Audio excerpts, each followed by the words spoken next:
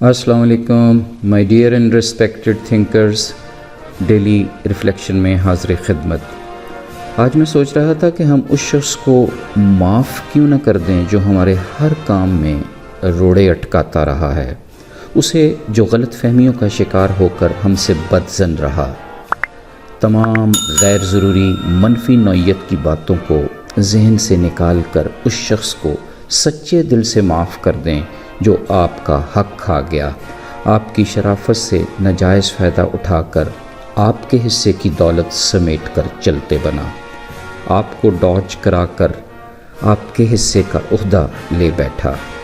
اور کیوں نہ اس شخص کو بھی معافی کر دیا جائے جو ہمیشہ آپ کے معاملہ میں حسد بغض کا شکار رہتا ہے، جانے انجانے میں آپ پر غصہ کرتا رہتا ہے، سازشیں کر کے آپ کو نیچا دکھلانے کی کوشش کرتا ہے۔ اس شخص کے ساتھ بھی درگزر کا معاملہ ہی کیوں نہ کیا جائے جو بد زبانی سے چغلی سے آپ کی دل آزاری کرتا ہے۔ کیا ہمارا سخت دل ہونا زیادہ برا فعل ہے یا اس کی بری حرکت کر دینا برا فعل ہے؟ کیا معاف کر دینے میں سکون ہے یا دل کو آلودہ رکھنے میں مزہ ہے؟ عظمت بدلہ لینے میں ہے یا پھر درگزر کا معاملہ فرمانے میں؟ ان تلخ سوالوں میں خوبصورت جواب خود ہی موجود ہے۔ ایک اور پہلو سے بھی تدبر کیا جائے، وہ شخص جو ہمارے ساتھ اخلاق سے گری ہوئی نوعیت کی کوئی شرارتیں کرتا ہے، وہ اس کی نفسیاتی خرابی ہے، روحانی کمزوری ہے، گمبھیر قسم کی جسمانی بیماری۔ جسمانی طور پر کمزور اور نفسیاتی بیمار پر کیا غصہ کیا جائے یا اس کے علاج کی تدبیر کی جائے، شفا کی دعا کی جائے؟ تاریخ بھی یہی ثابت کرتی ہے اور جدید نفسیات بھی وضاحت کرتی ہے کہ جن کو معاف کر دیا جائے ان کے دل کی دنیا بدلنے کی پاسبلٹی کافی حد تک بڑھ جاتی ہے، اور جو معاف کرنے والا ہوتا ہے وہ علم و عرفان کی منازل طے کرتا ہے۔ یہ خیال بھی ہمیشہ دل میں رہے کہ اگر درگزر اور معاف کر دینے کا جذبہ روا نہیں رکھیں گے تو برائی فرد سے معاشرے میں پھیلے گی، آنے والی نسلوں تک قدم جمائے گی، تو پھر ذمہ داری دوسرے شخص پر ہی نہیں بلکہ ہم پر بھی ہوگی۔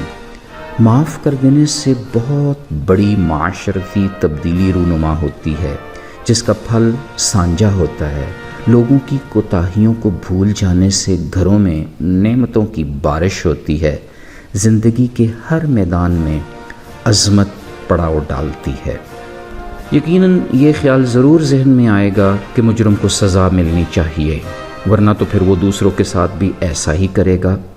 اس میں کوئی شک نہیں کہ بہت بڑے جرائم کے لیے سزا کا ایک قانون ہونا ضروری ہے، مگر دوسری جانب حقیقت یہ ہے کہ بد زبانی اور بد اخلاقی کا مجرم خود ہی کمزور پڑتا جاتا ہے، احساس گناہ سے، شرمندگی سے، مگر معاف کر دینے سے وہ پگھل جاتا ہے، پتھر دل موم بن جاتا ہے۔ موم ہونے کی یہی کیفیت اسے مومن بناتی ہے۔ کتنی بڑی خوش نصیبی ہے، سعادت کی بات ہے کہ آپ کے معاف کر دینے کے ایک احسن عمل سے کوئی شخص مومن ہو گیا، اور خود آپ معاف کرتے ہی مومن کی پہلی صف میں چلے گئے۔ اس ایک شخص کی خطا معاف کر دینے سے اپنی ذات کے ڈھیر سارے گناہوں کی گٹھری کا بوجھ بھی ہلکا ہو گیا۔ اگر یہ سب دلائل سچ ہیں، دل کو چھوتے ہیں، تو پھر آئیں روز کے روز دوسروں کو معاف کر کے سوئیں۔ سچی معافی یہ ہے کہ اس شخص کے لیے دل سے دعا کریں۔ مان لیا کہ یہ انتہائی مشکل کام ٹھہرا، مگر یقین جانیں ایسی دعا تو فضاؤں کو چیرتی ہوئی عرش تک پہنچتی ہے اور آپ کے لیے رب کی رضا کا باعث بن جاتی ہے۔ فی امان اللہ، اللہ حافظ۔